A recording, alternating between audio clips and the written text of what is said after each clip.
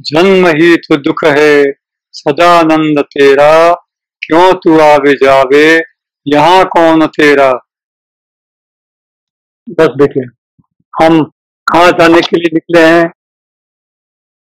हम 36 लोग कहाँ जाने के लिए निकले हैं। यात्रा के लिए। उस यात्रा के लिए जो यात्रा करने के बाद कोई यात्रा शेष नहीं रह जाती। वो यात्रा करने के लिए जिस यात्रा के बाद कोई यात्रा शेष नहीं रह जाती। आप अनंत यात्रा, अनंत यात्रा, वह यात्रा जिसका कोई अंत नहीं होता, जहाँ संसार पूरा हो जाता है, मन पूरा हो जाता है, बुद्धि पूरी हो जाती है, अंतर अंतरतर और अंतरतम में हमें पहुंचना है।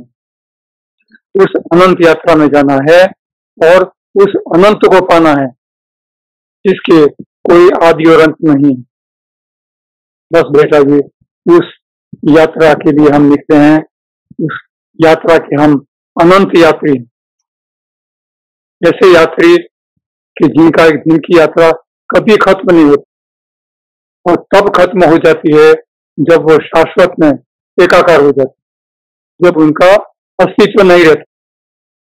जैसे दूध में चीनी मिल गई, चीनी का अस्तित्व मिट गया, छोटा अस्तित्व, संकीर्ण अस्तित्व, विराट अस्तित्व पा गया।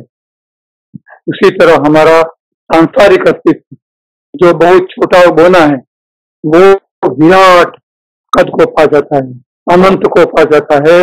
उसके बाद पाने योग्य कुछ भी बाकी नहीं रहता, पाने योग्य कुछ भी बाकी नहीं रहता। उस अनंत यात्रा को पाना है। अनंत यात्रा, अनंत यात्रा, अनंत यात्रा। बस बेटा, उस अनंत यात्रा के लिए हम निकल पड़े हैं।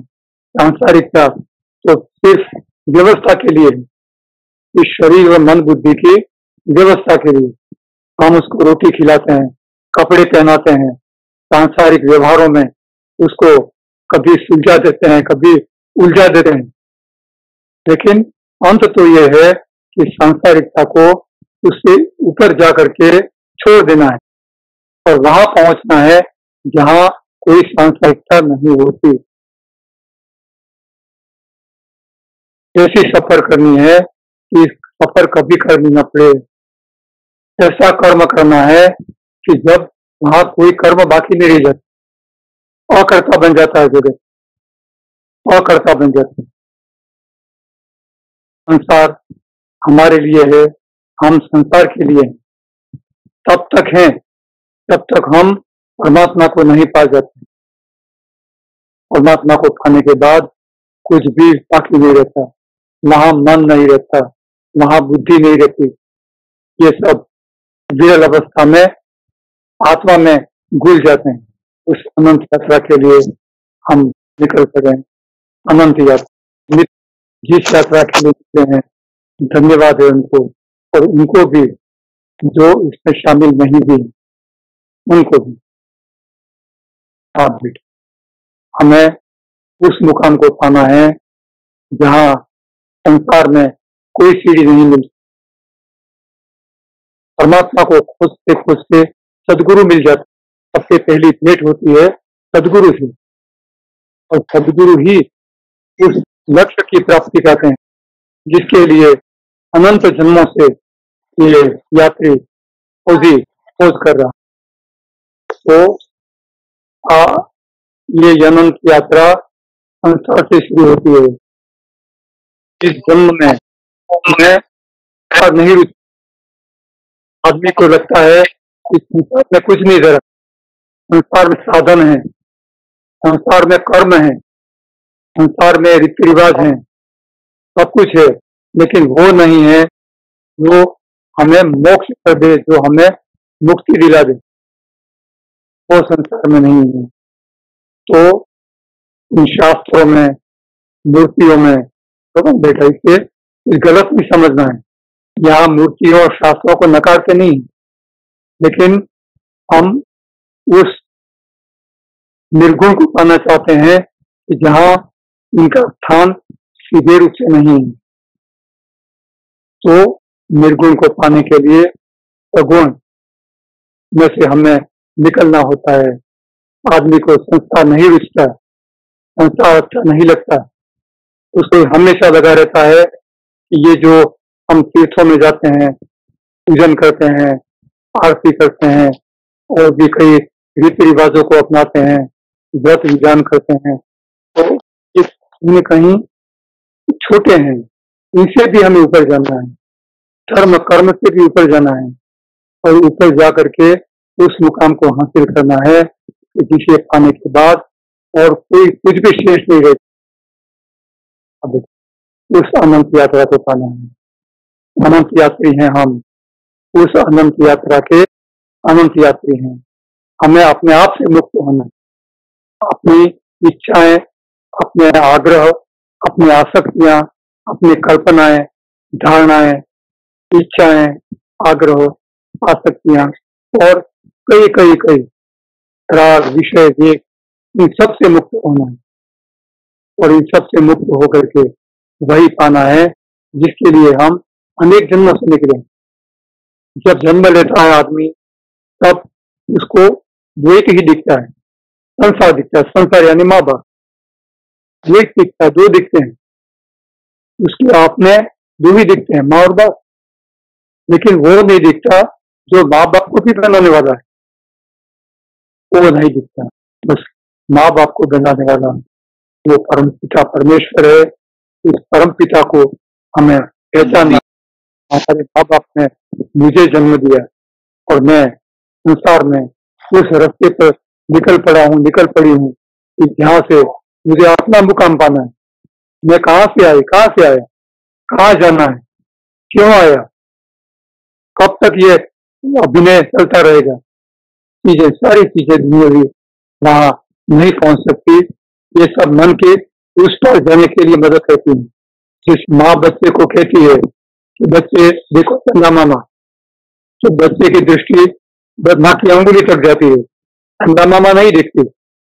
उस तरह सदगुरु जिस चीज को समझाता है वह अंगुली निर्देशन है, लेकिन उससे भी ऊपर वो अपने मुकाम तक साथ में आता है। वो अपना द्वार खटखटाता है और फिर कहता है बच्चों खोलो, तुम्हारा द्वार खोलो।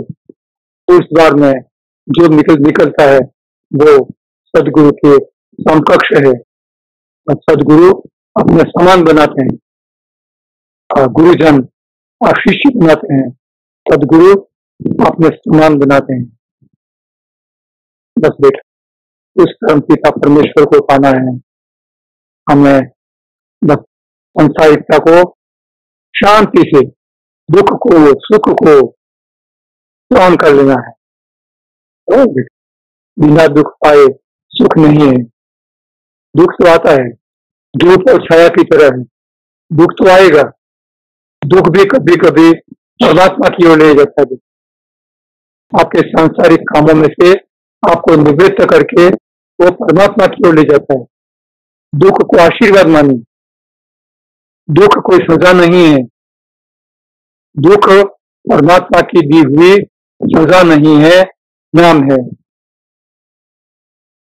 शेष कर्मों को शांति से भोग लेना है, शेष कर्मों को शांति से भोग लेना है, शांत भाव से। भले दिए परमात्मा, शेष कर्म हमने किए हैं बेटे, हमारे कर्मों का फल हम भोग रहे हैं, किसी ने दिए नहीं है। परमात्मा किसी को दुखी नहीं करे। परमात्मा क्यों दुखी करेगा? आप तो उसके प्यारे बच्चे हैं। कोई माँ बाप बच्चों को दुखी नहीं करते। कहीं दुख की उपज कहीं न कहीं हमारी इच्छाएं, हमारे आग्रह और हमारी आसक्तियों से उद्भव वैसे शुरू हो। तो इन सबसे पर होने के लिए दुख को एक तरफ रख दीजिए और सिर्फ आंतरिक आत्मिक सुख की इच्छा करिए। आत्मिक सुख, आत्मिक सुख, आत्म सुख, जहाँ फिर मन बुद्धि भी नहीं रहती।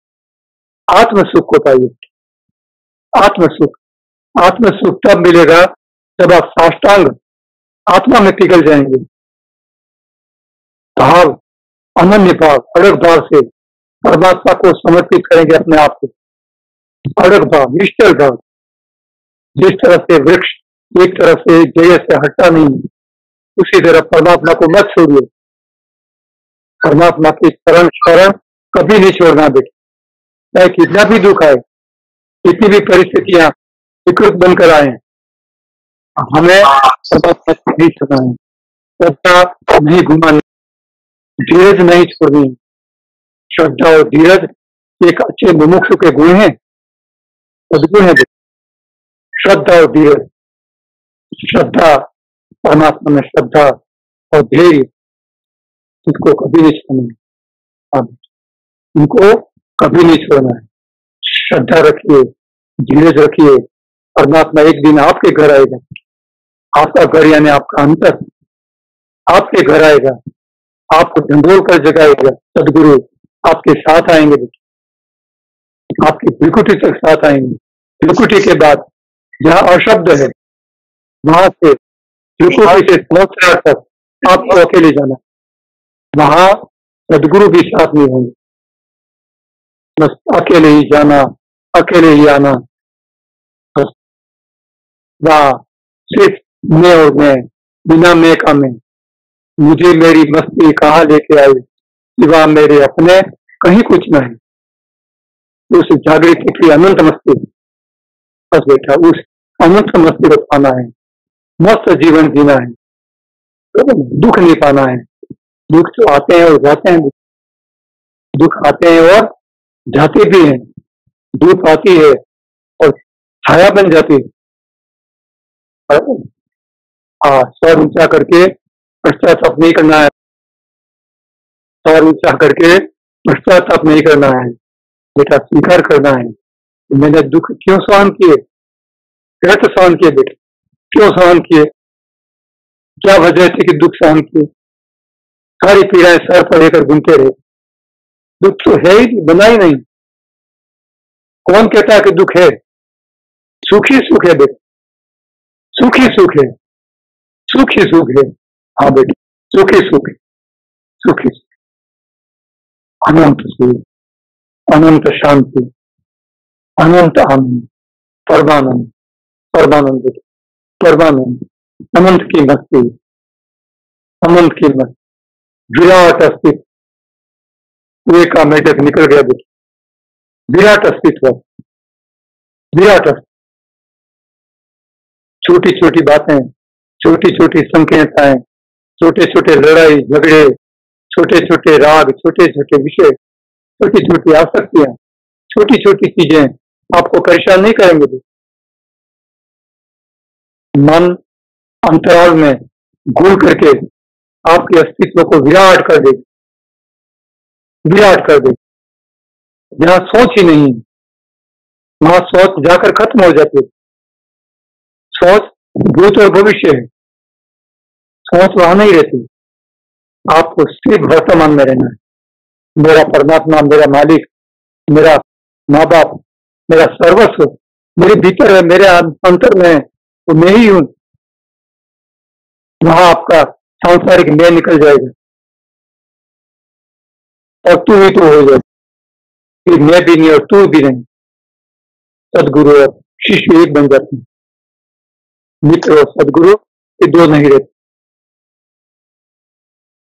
अनंत के अस्तित्व को पाइए, विराट अस्तित्व को पाइए, सुख शांति और आनंद पाइए।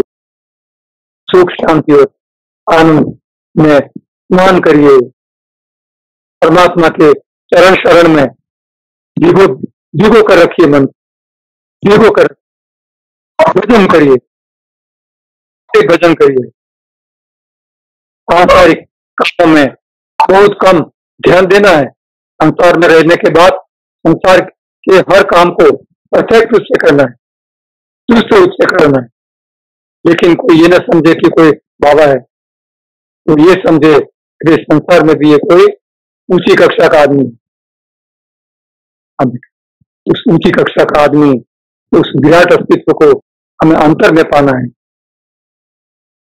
अपने अंतराल में पाना है। इस क्षुद्रता से निकल जाना है। ये क्षुद्रता हमें बहुत दुखी करती है बेटा। छोटी छोटी सोच, छोटे छोटे दुख, छोटी छोटी सांसारिकता, छोटे छोटे साधन हैरान परेशान कर, क्यों करे बेटे, क्यों करे? निकलिए उससे, विराट अस्तित्व पाइए, विराट अस्तित्व पाइए। इस संसार को छोड़िए, संसार को छोड़िए बेटा। आपका एक काम है संसार छोड़ना। सदगुरु दिशा और दृष्टि देते हैं आप, सदगुरु दिशा और दृष्टि देते हैं, हमेशा आपकी अंगुली पकड़े हुए हैं, हमेशा आपके साथ हैं बेटे।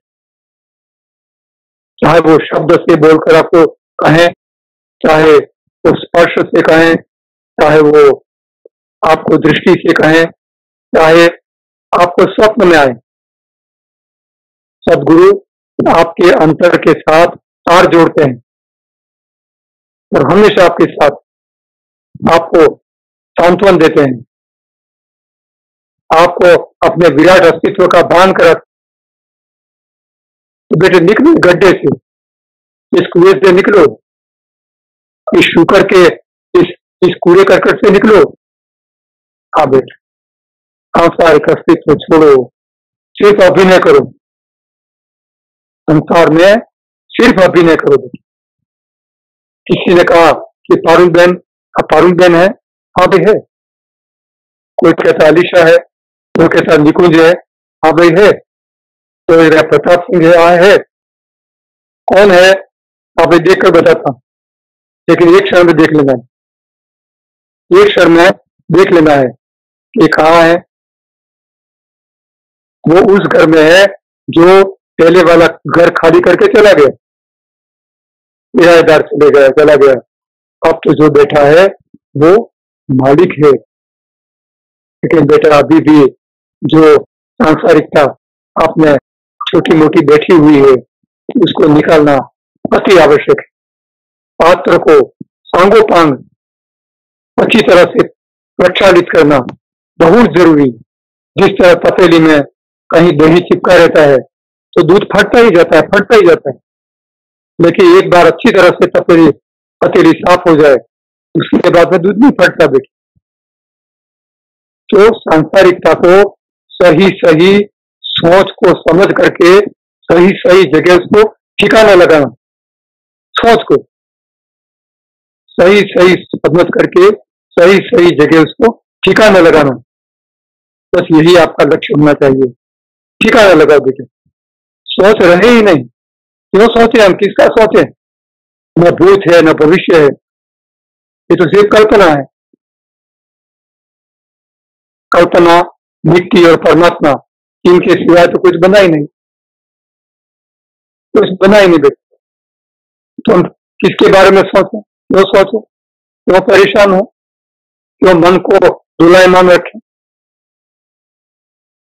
हमें तो इस समय का सदुपयोग अपने अंतर में, अंतर पहुंचाने में करना है, जहां मन खुद ही नहीं रहेगा और खुद नहीं रहेगा और फिर परमात्मा पा जाएगा, मन मर जाएगा। जहां मन मरेगा वहां आत्म प्रकाश प्रकटित होगा। जहां मन मरेगा वहां आत्म प्रकाश प्रकट होगा। तो मन का मरना और आत्म प्रकाश का प्रकट होना ये एक क्षण में होता है,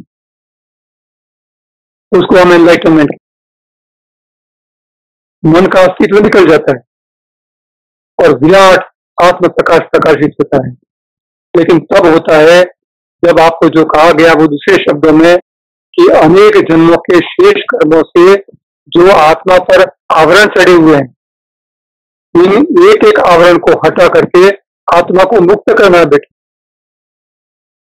आत्मा को इन आवरणों से मुक्त करना है। एक आवरण हटा, दूसरा आवरण हटा, तीसरा आवरण हटा, हटते गए हटते गए हटते गए, सारे आवरण हट गए, आत्मा प्रकाशित हो गया। मुक्त होना है, इन मुक्तियों से मोक्ष पाना है। हमें आत्मा को प्रकाशित करना है, अंधकार में और नहीं जीना, आत्मा को प्रकाशित करना है। हाँ बेटा, हाँ तो बेटा आत्मा को उजागर करो बेटा, आत्मा को उजागर करो, मन के वश मत बनो।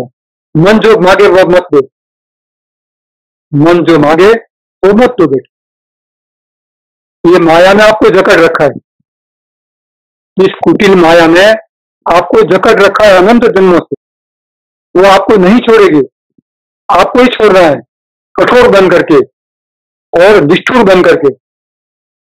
कठोर बन करके और निष्ठुर बन करके आपको ही इस कुटिल मोह और माया को छोड़ना है। आप नहीं छोड़ेंगे, वो आपको कभी नहीं छोड़ेगी, करोड़ों जन्मों तक नहीं छोड़ेगी।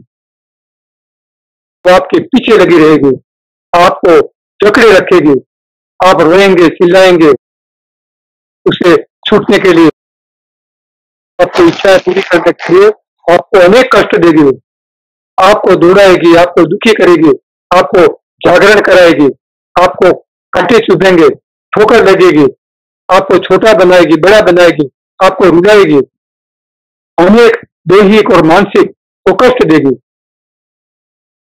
फिर भी आपको मुक्त नहीं करेगी, क्योंकि उसका स्वभाव है जकड़ना, उसका स्वभाव है इच्छाएं, आग्रह और आसक्तियों को पूरा करना, उसका स्वभाव है। वो न तो समझती है, वो न मुड़ती है, न झुकती है, और मारने पर वो चूर चूर हो जाती है कांच के बर्तन की तरह। कैसे मनाया जाए? मन नहीं मानता, मन कभी नहीं मानेगा, वो अपना ही करके छोड़ेगा भी। क्षुद्र अस्तित्व को छोड़ो और अनंत यात्रा को प्रयाण करो।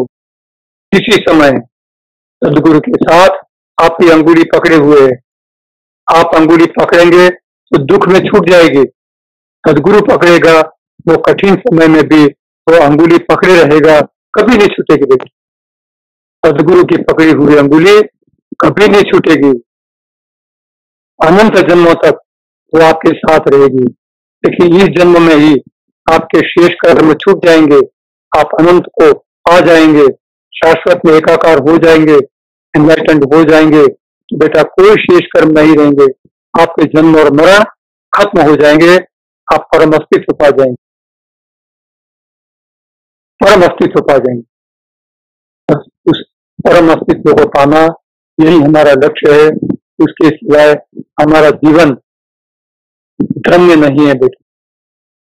माँ बाप कहते हैं बेटा ये बनो वो बनो, संसार में सब बराबर है, रोटी मिल गई, जब तक रोटी मिल जाती है। मैं शरद भाई की बहन जी ने एक बार बताया कि दादा जब तक रोटी मिलती है कोई दुखी नहीं हो, तो हम समझ गए माँ आत्यंतिक भाव को जानती है। संसार में उनको इतने कष्ट दिए कि वो कष्ट सहन करते करते करते करते आत्यंतिक भाव को आ गए। अब तो मैं और सामने दुख, अब तो दुख सुख लगने लगा, दुख तो है ही नहीं, दुख सुख बन गया, सुख शांति बन गई, दुख अशांति बन गया। हाँ बेटा, दुख सुख बन गया बेटा, बेटा दुख सुख बन गया, दुख सुख बन गया, दुख रहा ही नहीं, सिर्फ सोच में रहा। दुख नहीं है बेटा, दुख नहीं है। दुख को क्यों खोजे? जिस तरह मक्खी छोटे मोटे व्रण को खोजती है, खून से लथपथ छोटे मोटे गढ़ गुमर को खोजती है, लेकिन मधुमक्खी नहीं खोजती, वो तो शहद ही खोजती है। हमें मधुमक्खी होना है। एक बार परमात्मा की यात्रा के लिए, अनंत यात्रा के लिए निकल पड़े, फिर कभी पैर पीछे नहीं पड़ेंगे, मधुमक्खी की तरह। और ये जो मक्खी है वो तो अभी गुड़ पर भी बैठेगी और थोड़ी देर बाद वो कहीं कूड़ा करकट पर भी बैठेगी, मेरे पर भी बैठेगी। अब बेटा मन का ये स्वभाव है, उसका सही रूप से नियंत्रण नहीं हुआ तो वो आदमी को पता नहीं वो कहाँ ले जाकर छोड़ देगा, जहाँ उसका कोई सांसारिक अस्तित्व तो बड़ी मुश्किल से बनता है, लेकिन आत्मिक अस्तित्व कहीं नहीं बनेगा, कहीं नहीं बनेगा। माँ राबिया को कभी संसार ने बेच दिया था बेटी, उसने बिक करके भी कहीं न कहीं उन लोगों को आध्यात्मिकता से प्रभावित किया, छूटी और रेगिस्तान में चली गई। वह भटकते भटकते भटकते किसी झोपड़ी का आश्रय लेकर के उन्होंने अलग जगाया। ये मोहम्मद साहब से भी 100 साल पहले 14वीं सदी में आ बैठे। तो महात्माओं की जीवनी जानने के बाद हमें पता चलता है कि सांसारिक सुख तो आएंगे ही, भले आवेंगे। महात्मा फरीद, उनके शरीर को कौवे खा रहे, वो इतने निर्बल हो गए कि कौवे खाने लगे उनके शरीर। उन्होंने उनको हाका नहीं, हटाया नहीं। उन्होंने कहा कि बेटो खाओ, पेट भर भर के खाओ मेरा शरीर, लेकिन मत खाना मेरी दूरी आंखें, मत खाना मेरी दूरी आंखें, पिया मिलन किया, क्योंकि मुझे मेरे परमात्मा का दर्शन करना है। इन आंखों से मुझे परमात्मा का दर्शन करना है। बेटा, महात्मा फरीद जैसे महात्मा परमात्मा ही जानते थे, निर्गुणवादी थे। उनको पता था कि परमात्मा आंखों से नहीं देखा जाता, वो अंतर की प्राप्ति है, आत्मिक उपज है, वो आत्मिक उपलब्धि है, इसको जानते थे। लेकिन महात्मा लोग भी संसार में रह करके संसार की व्याख्या कहते हैं और संसार जैसे बन करके जीते हैं और संसार को आध्यात्मिकता का पाठ पढ़ाते हैं। और ये कहते हैं बेटा, संसार से एक कदम ऊपर चढ़ो, बस। वो आध्यात्मिकता का रास्ता है, वहां कांटे तो होंगे, ठोकरें भी हो सकती हैं, हर एक के लिए जरूरी नहीं है, लेकिन फिर भी वो आपको सुख देंगे। दुख को बचते बचते वो कब सुख हो जाएगा पता ही नहीं चलेगा। दुख लुप्त हो जाएगा और अनंत सुख की प्राप्ति हो जाएगी। यही अपने कोटि कोटि जन्मों का अंतिम लक्ष्य है, कोटि कोटि जन्मों का अंतिम लक्ष्य है। हमें परमात्मा पाना है, हमें परमात्मा पाना है। इसके सिवाय हमारा कोई लक्ष्य नहीं होना चाहिए। बाकी सब लक्ष्य सांसारिकता के हैं, वो तो मिलते हैं, भाग्य में लिखा है वो मिलेगा ही, सामने से मिलेगा, वो आकर दे जाएगा। लेकिन जो आपको करना है वो इस जन्म में नहीं किया तो अनेक जन्म तक भटकना पड़ेगा। वो हमें नहीं भटकना है। प्रतिज्ञाबद्ध होइए, प्रतिज्ञा करिए, मैं अपने परम अस्तित्व को पाऊंगा, परम अस्तित्व को पाऊंगी। मैं ये जीवन व्यर्थ नहीं जाने दूंगी, मैं अपना जीवन व्यर्थ नहीं जाने दूंगी। इसी तरह परमात्मा को अंतर में सतत उसको भजना है, उसका चिंतन करना है। परमात्मा का चिंतन करते करते एक दिन मन पारमात्मिक बन जाता है, एक दिन मन पारमात्मिक बन जाता है परमात्मा का चिंतन करते करते। जैसे भंवरा एक ईल उठा लाती है, अगर हकीकत में वो दंत कथा है, वो ईल उसी का बच्चा है, तो उस ईल को उठा लाती है, लेकिन वो ईल हमेशा भ्रमर के भय में रहती है और उसके पंख आते हैं और वो भ्रमर बन जाती है। तो परमात्मा का चिंतन करते करते हम पारमात्मिक अस्तित्व पा जाएंगे। और संसार का चिंतन करेंगे तो हम अच्छे संसारी तो बन सकेंगे, लेकिन वो संसार कभी जाएगा नहीं, मोह माया कभी हमें छोड़ेगी नहीं और इसी गड्ढे में, इसी कुएं में हमेशा जकड़े रखेगी और हमारे जन्म बिगाड़ेगी। हमें व्यर्थ जन्म गंवाना पड़ेगा बेटा। बस आज इतना ही। कुआ ऊपर पानी भरवा जरूर पड़े, गरीब का कुओ घरे आवे, તમારો બધાનો ભાવ છે તો કુવો ઘરે આવે, બધું થાય દીકરી। જેને જગત ચમત્કાર કહે છે એ પણ થાય। તમારો ભાવ કરાવી લે દીકરી, જે કઈ થાય તમારો ભાવ કરાવી દે, તમારો અનન્ય ભાવ, અલગ ભાવ બધું કરાવી દે, બધું થાય દીકરી। અંતરમાં શૂન્યાકાર જાય, શૂન્યાકાર વ્યાપી જાય, શૂન્યાકાર વ્યાપી જાય, બરોબર દીકરા, અષ્ટાબદ્ધ થઈ જાય। તમામ પ્રશ્નો જવાબ બની જાય, પ્રશ્ન રહિત થઈ જાય મન. પ્રશ્ન સાંસારિક ઉલઝનો ઉભા કરશે, પ્રશ્ન ક્યાંક ક્યાંક સંસારમાં અટકાવી રાખે છે. પ્રશ્નનો જવાબ એ અંતર્ગતિ, સાંસારિક કઠિનાઈઓના માંથી પ્રશ્ન ઉત્પન્ન થાય અને આત્મા માયનો જવાબ મળે. અંતર્મુખ થઈએ તો જવાબ મળે, સંસારમાં રોકાઈ રહીએ તો પ્રશ્નો જ પ્રશ્નો જાગે, જવાબ ન મળે. બરોબર ને? અંતરમાં જજ બેઠો, અંતરમાં જજ બેઠો એ મનના બંને પક્ષોની પેરવી કરે છે, નિકુંજ કરે છે.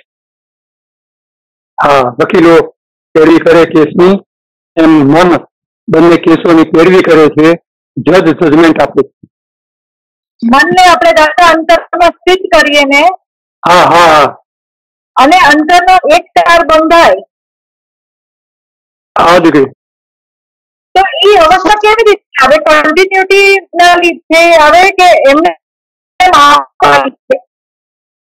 દીકરી આપણે સુઈને જાગીએ, સવારે ઉઠીએ ત્યારે રાતનો ભાન રહે છે આપણને? નથી રહેતું દાદા. એમ ભવ નિદ્રામાંથી જયારે જાગે માણસ ત્યારે ભવ નથી રહેતું દીકરી, પછી સંસારિતા નથી રહેતી, પછી એનું બીજું સ્વરૂપ બદલાઈ જાય, પછી પહેલાનું મૂળ સ્વરૂપ નથી રહેતું. ભાગ્યશાળી દાદા, તમે જેટલી વાર કહો છો બોલીએ તો મગજ એકદમ ખાલી લાગે છે. એ ખાલી તો કરવાનું છે. આ ઘર ખાલી કર્યા વગર નવો પાડુઆત કેમ આવે? ઘર ખાલી કરવાનું છે. ખાલી કરવાનું એટલે ગુમાવાનું નથી, એને વધુ દ્રઢ બનાવવાનું, મજબૂત બનાવવાનું છે. એવું મજબૂત લાખ કઠિનાઈઓને સહન કરે, ડગે ને. વૃક્ષ ન ડગે એમ મન ડગે ને. બ્રહ્માંડો ભાગીને ભૂકો થાય તો મન ડગે ને. આ દીકરી એ સ્થિતિ પામવાની છે. એટલે મન શૂન્યાકાર ભરે થાય પણ પોતાના ધૂલાથી, પોતાના શાપ્ટિંગથી ડગે ને, પોતાની શાપ્ટિંગ ઉપર બરાબર પકડાઈ રહે. દાદા અમારા માટે છે, જે કરો છો એ કરતા રહો. જે સૂચનો સલાહ સૂચનો મળેલી છે એમાં ચુસ્તપણે અમલ કરીએ.